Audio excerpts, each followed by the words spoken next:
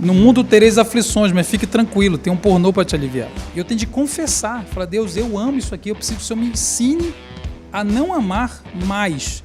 É por isso que eu tenho que ter compaixão de todo mundo, porque eu sou um mero devedor da graça. Ninguém presta, tudo é graça. E o que eu acabei de contar para vocês poderia ter acabado com o meu ministério. Sim. Poderia ter acabado com o meu casamento. Essa brincadeira que a gente está rindo, porque quando eu li aquilo, o que gerou em mim? Gera uma reação também. Uma reação afetiva e erótica. O orgulho. Talvez. Essa reação é a minha tentação. Nós estamos falando de heterossexualidade, nós estamos falando de reações... Estou olhando o seu Instagram, quando você está conversando, e vendo os temas dos seus Reels, assim, e qualquer galera mais...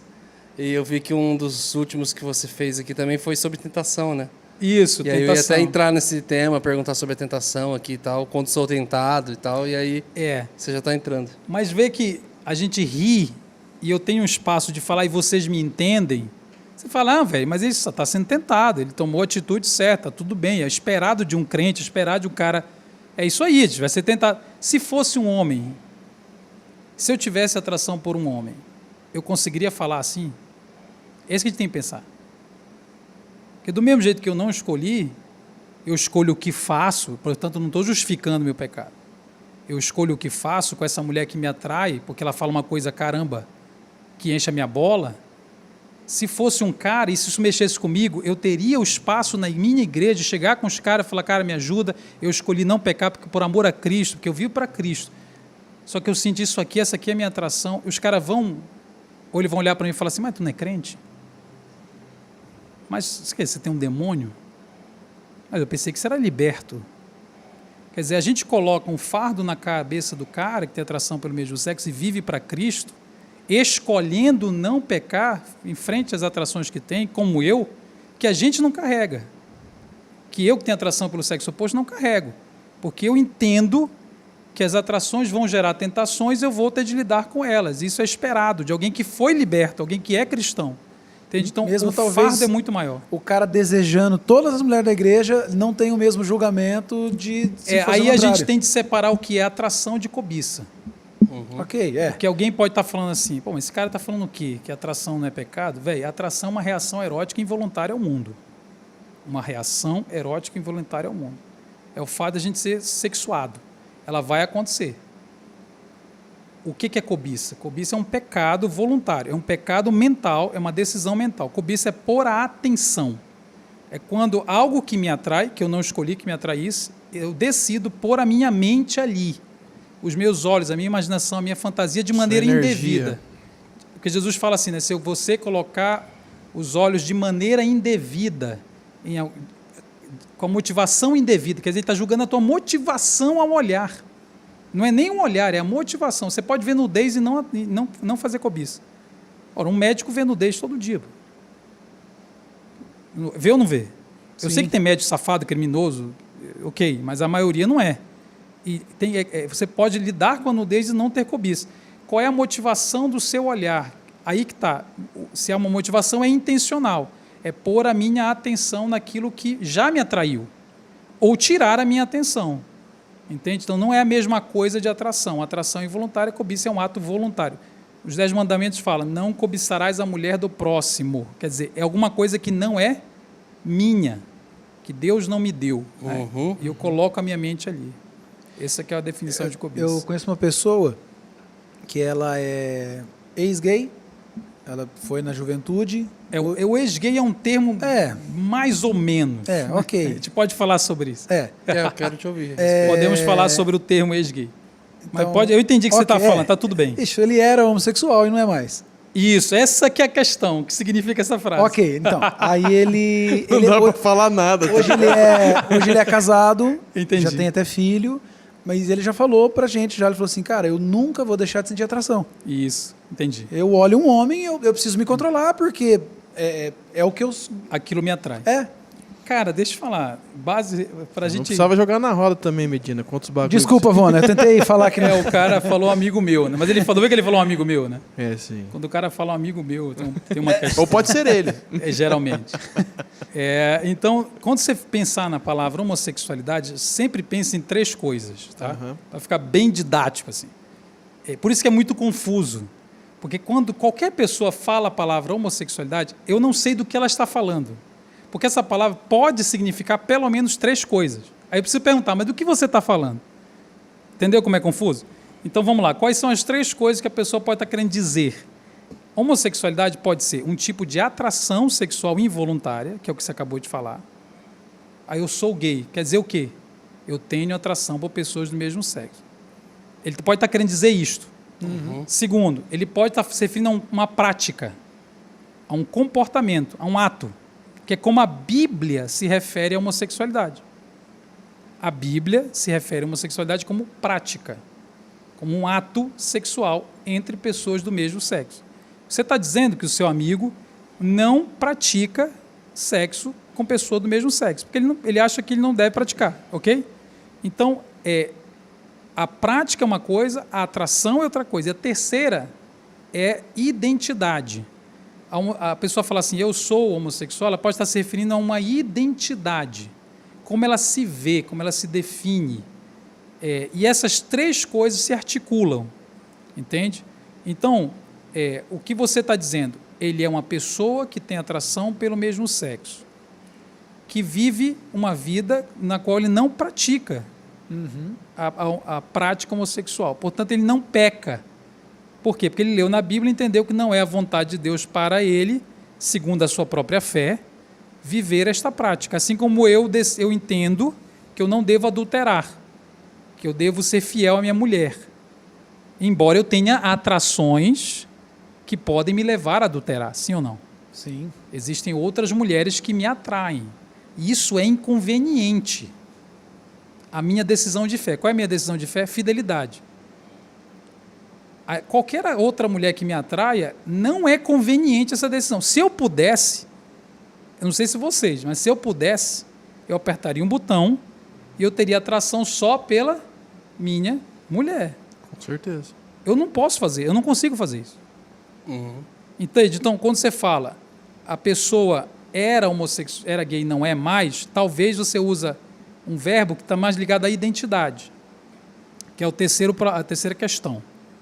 Então, vamos lá. Atração involuntária. Comportamento voluntário. Comportamento pode ser pecado ou não, de acordo com as escrituras. Existem comportamentos mentais também. A cobiça é um comportamento mental, não só o externo, né? E terceiro, identidade. Quem eu sou? Eu vou falar uma coisa que vocês vão entender. Quando você fala de qualquer outra prática na igreja, fala assim, olha, gente, por exemplo, o adultério é pecado. A pessoa, ela reage assim, então eu tenho de parar de fazer uma coisa que eu já fiz, que eu tenho vontade de fazer, o que nunca fiz, mas sou tentada a fazer. Ela interpreta a sua fala como eu tenho de abandonar um comportamento, ok? Quando você fala em homossexualidade, a pessoa reage assim, então eu vou ter de deixar de ser quem eu sou?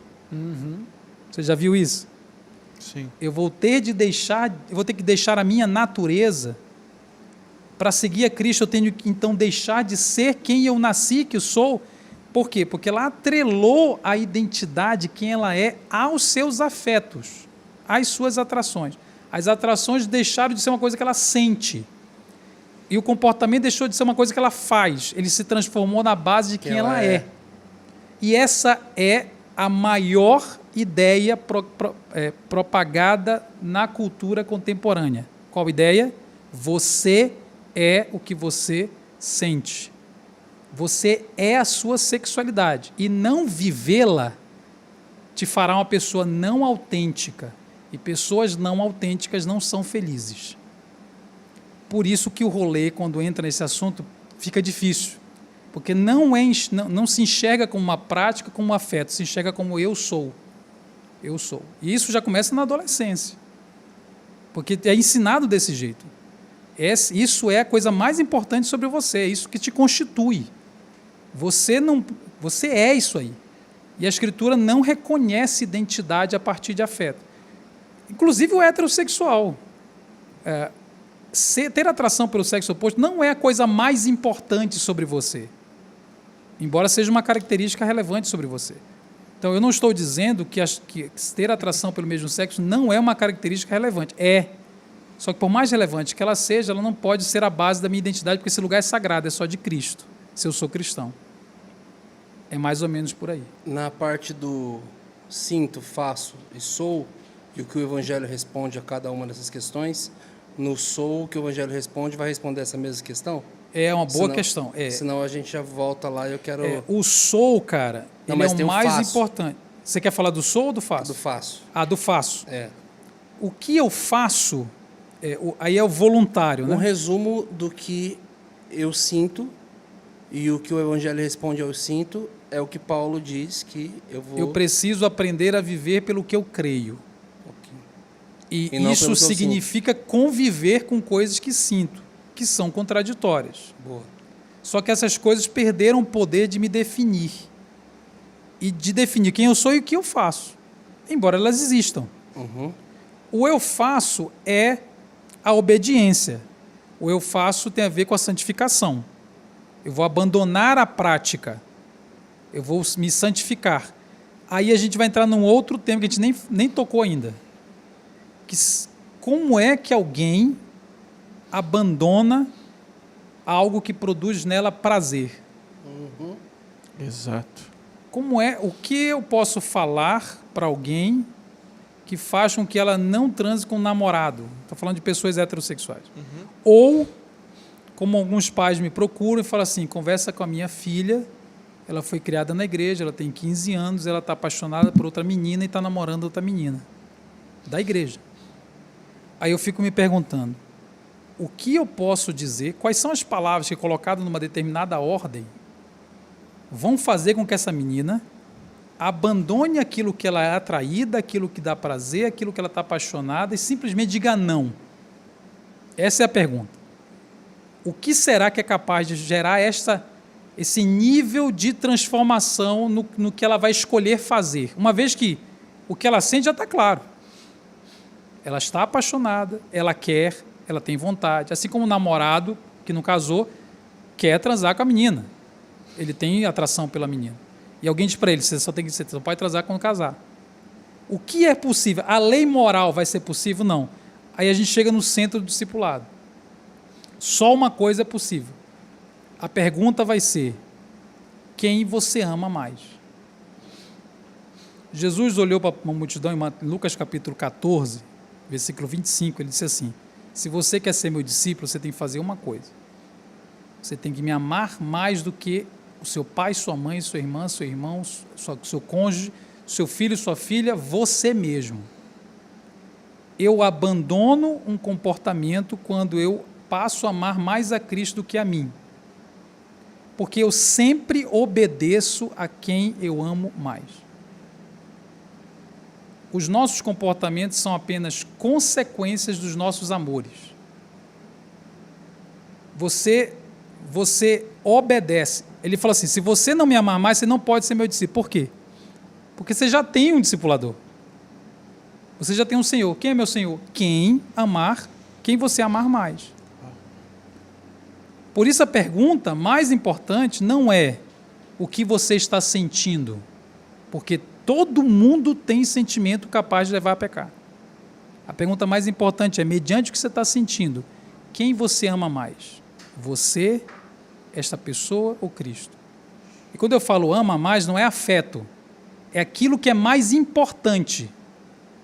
Amar é aquilo que dominou o coração. O coração é o centro decisório, não é só centro emocional. Sendo decisório. Aquilo que for mais importante governará a sua vida. Portanto, essa menina que está com outra menina, a maior questão dela não é estar com outra menina. Um dia, ela foi criada na igreja, né? Um dia ela olhou no espelho e falou assim, você sabe de uma coisa? Eu entendi o que Deus fala, eu entendi o que a Bíblia diz, mas eu vou viver independente disso. Eu vou viver segundo o meu próprio coração. Eu vou dar vazão aos meus próprios afetos. E esse é o pecado mais difícil de arrepender, a nossa independência de Deus. Se nós quatro aqui, não interessa que atração você tem, não interessa ser casado, não interessa. Se nós quatro aqui decidirmos agora que vamos viver independente de Deus, seguindo nosso coração e amando o nosso coração e nossos desejos mais do que Cristo, todos nós pecaremos. É só uma questão de tempo. Não fica nenhum casamento de pé. Não fica ninguém de pé. Porque a gente obedece aquilo que a gente ama mais. por isso que todo discipulado converge para uma coisa. Eu preciso estar disposto a amar mais a Cristo do que a qualquer outra coisa. E isso leva a vida inteira para aprender. Agora vocês fazem o quê? Vocês estão calados demais. Não, é porque... Nossa, Mas eu vou falar o quê? Você está fritando os neurônios. Você tá aqui. doido. Deixa eu te contar uma coisa. Quando a gente fica assim, é porque o assunto está fazendo pensar muito. É. Desculpa. Então não, passamos- não, Tô Tô maravilhoso. zoando, tô Então brincando. passamos pelo que o Evangelho responde ao que eu sinto, ao que eu faço, e agora você já tratou no E o que eu sou, né? É, cara, porque eu sou, né? Como é que Deus me vê? Essa é uma boa pergunta, né? Cara, aquilo que eu amo mais, aquilo que me governa é muito forte. Você obedece, mano. Você obedece automaticamente. É, E pode você tornar a obedece. sua vida mais fácil Quando eu via ou não. pornografia, eu era adolescente, eu via pornô. Eu não conseguia parar de ver pornô. Não via, né? Hã? Adolescência? Adolescente. O máximo era a Emanuele lá. Não, via. Eu via de um. Era Do bem espaço. diferente. Não, era bem diferente de hoje, claro. Sim. Tinha locadora de vídeo. Rapaz, era um É sofrimento. Eu via pornô, e a década de 90 é bem doida, né? É, Vocês dava mais estão trabalho. ligados. Dava mais trabalho. Se você chegasse comigo e falasse assim, você sabia que é errado ver pornografia? Eu ia olhar para você e falar, claro, velho, eu sei que é errado. Por que a gente faz coisas que sabemos que estão erradas? Por que você faz uma coisa sabendo que ela está errada? Não lhe falta conhecimento, você sabe que não deve fazer. Por que você faz? Porque não é sobre o que você sabe, é sobre aquilo que você mais ama. Então, eu conseguia dizer para Deus, me perdoa porque eu vi um vídeo. Eu não conseguia dizer para Deus, me perdoa porque eu não amo o Senhor. Mais do que eu amo a sensação que esse vídeo produz. Quando eu preciso de relaxamento, eu não busco Cristo, eu busco pornô. No mundo tereis aflições, mas fique tranquilo, tem um pornô para te aliviar. Nossa. Então, eu não acho que Cristo é suficiente para me desestressar. Eu preciso acessar uma coisa que Ele não me deu. Porque Ele não me deu a pornografia para me desestressar. E ela tem essa função na minha vida. Então, quer dizer que eu estou colocando ela no lugar que eu deveria buscar Cristo. Portanto, eu a amo, eu a considero mais importante. Ela está no lugar de Cristo. Eu sempre digo, né? Antes de pecar, o pornô, qualquer outro pecado sexual, se você fizesse uma oração e falasse assim, Jesus, eu estou ali indo pecar porque o Senhor não é suficiente. Você começaria a ter noção do seu real problema. A gente começa a ter noção. Eu estou acessando isso aqui porque eu não acesso a Cristo. Eu não busco na fonte, eu busco uma fonte que não é de Cristo. E eu amo isso aqui. E eu tenho de confessar, falar, Deus, eu amo isso aqui, eu preciso que o Senhor me ensine a não amar mais. Porque, velho, é o seguinte, se eu encontrar uma outra mulher amanhã, sou casado há 17 anos, se eu encontrar uma outra mulher amanhã e achar que eu amo essa outra mulher,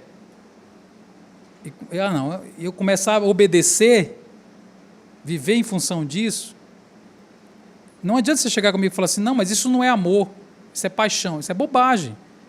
Amor não é afeto, amor é aquilo que começa a ser mais importante a ponto de eu obedecer. Ora, se eu estou cogitando deixar minha mulher para ficar com outra, é amor, no sentido de que isto se tornou mais importante do que a palavra de Deus. E não vai vencer, e não adianta se eu falar assim, então para de amar isso aí e ama a Cristo. Não, eu preciso amar mais a Cristo.